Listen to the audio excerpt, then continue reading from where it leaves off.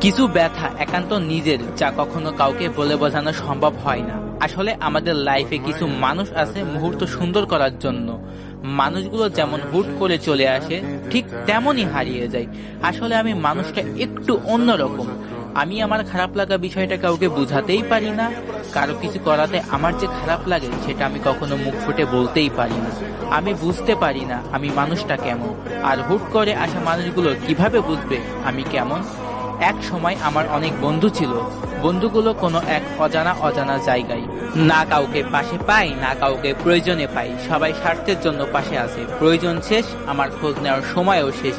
আসলে জীবনে কখনো প্রকৃত বন্ধু পাই নাই, এমন কোনো বন্ধু পাই নাই যাকে আমার নিজের সব কষ্টের কথা বলতে পারি। আজীবন তাদের কষ্টের কথাগুলো শুনে এসেছি, নিজের মনের কষ্টের কথা কখনো শেয়ার করতেই পারি নাই।